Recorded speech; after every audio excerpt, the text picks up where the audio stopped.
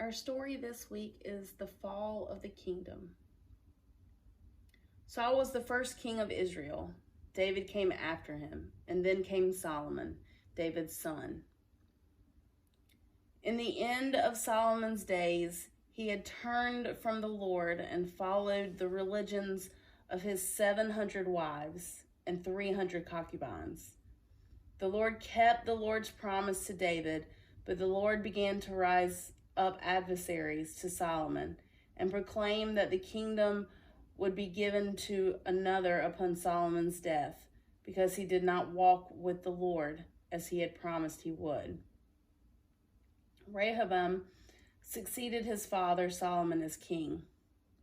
He was not as wise or as just as his father, and the 10 northern tribes rebelled against his rule, for he also did not listen to the elders of the people who wanted him to walk with the Lord's wisdom.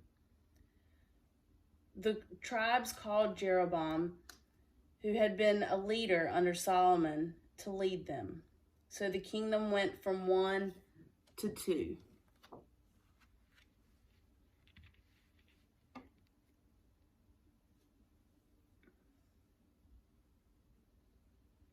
The southern kingdom called Judah was made up of the people from the house of Judah and the tribe of Benjamin, and the capital remained Jerusalem.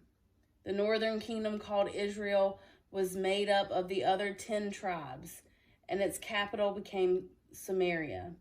They remained this way for over 200 years. Well, partially this way.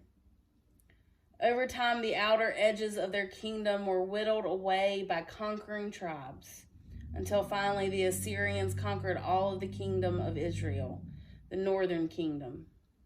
When they conquered them, they separated the people who lived there and moved them in small groups all over the Assyrian territory. The groups were scattered such that they could never rejoin, and they were called the 10 lost tribes of Israel.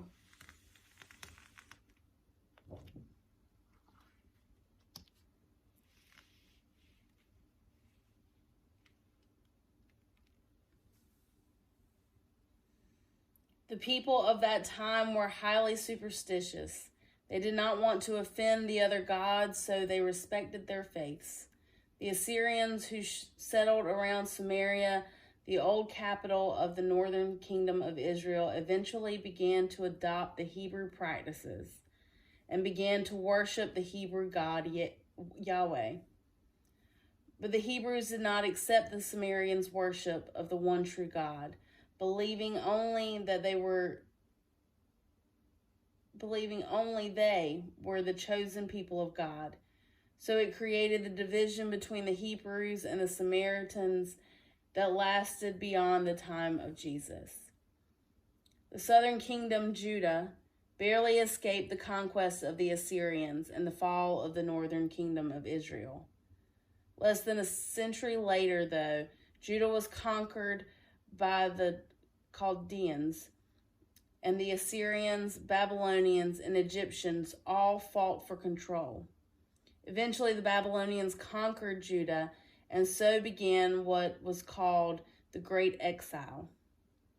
The rulers of Judah were exiled to Babylon, and the common people stayed in Judah. When the Persians conquered Babylon, the Hebrews were allowed to travel back to Judah and Jerusalem, but they were never again would be a kingdom.